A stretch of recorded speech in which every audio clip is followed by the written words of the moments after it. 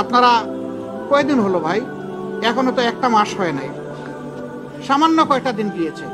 দুনিয়ার জমানো সমস্ত দাবি দেওয়া নিয়ে সবাই এখন রাস্তায় নেমে গেলে যারা এখন সরকারে বসেছেন তারা দেশটা গুছাবেন কিভাবে? এতদিন আপনাদের দাবি দেওয়া কোথায় ছিল? সেই দাবি দেওয়াগুলো এতদিন করলেন না কেন? এখন এরা দায়িত্ব নিয়েছে জনগণের অনুরোধে, তারা তো ইচ্ছা করে এখানে আসেনি। তাদেরকে যদি সহযোগিতা না করে এইভাবে ব্যতিব্যস্ত করে তোলা হয়, তাইলে রাষ্ট্র পুনর্গঠন এবং মেরামতের যে কাজটা, এটা তো তারা করতে পারবে না।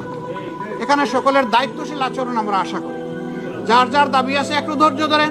15.5 বছর যদি ধৈর্য ধরতে পারেন, 2-1 মাস একটু ধৈর্য ধরেন, ওনারা একটু গুছিয়ে আনুক, তারপরে আপনারা স্বাভাবিকভাবে নিয়মতান্ত্রিকভাবে আপনাদের দাবিগুলা তুলে ধরেন।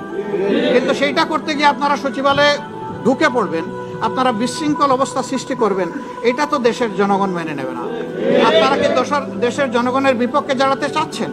এরকম যারা দুঃসাহস দেখাবে, জনগণ কিন্তু তাদেরকে ক্ষমা করবে না।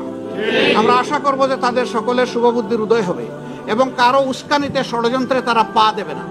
তারা নিজের বিবেক অনুযায়ী চলবে, দেশকে ভালোবাসবে, তারাও এই দেশের পুনর্গঠনে নিজেরা দায়িত্বশীল ভূমিকা পালন করবে। আমরা সকলের কাছে সেই দায়িত্বশীল আচরণ আশা করি। আপনাদের সকলকে ধন্যবাদ। ইতিমধ্যে অনেক সমস্যা আমাদের দিকে ধেয়ে আসছে, সবাইকে তিনি ধৈর্য ধারণ করার জন্য অনুরোধ জানিয়েছেন, ওনাদেরকে একটু সময় দিতে বলেছেন। সামগ্রিক ভাষণকে আমরা কোন দৃষ্টিতে দেখছি? আমরা মনে করি একটা দায়িত্বশীল ভাষণ উনি দিয়েছেন। এই সময় এটাই দরকার ছিল, জাতিকে সামনের দিকে আশা জায়গা নিয়ে কথা জাতির শোনা প্রয়োজন ছিল। তার বক্তব্যে তার প্রতিধ্বনি হয়েছে বলে আমরা মনে করি। তবে এটা ঠিক যে এই প্রতিধ্বনির মধ্যে আমার আকাঙ্ক্ষা পূরণ না হতে পারে, আরেকজনের আকাঙ্ক্ষা পূরণ না হতে পারে। দেখতে হবে সামগ্রিকভাবে সারা দেশবাসীর আকাঙ্ক্ষার প্রতিফলন হয়েছে কিনা। আমরা মনে করি হয়েছে, এবং আমরা মনে করি তারা এখনো রাইট ডিরেকশনে আছেন। তাদেরকে সেভাবেই এগিয়ে গেলে আল্লাহ সাহায্য করবেন, দেশের জনগণও সাহায্য করবে ইনশাআল্লাহ। আমরা জামাতে ইসলামী হিসেবে আসবো না, এদেশের সচেতন জনগণ হিসাবে আসবো,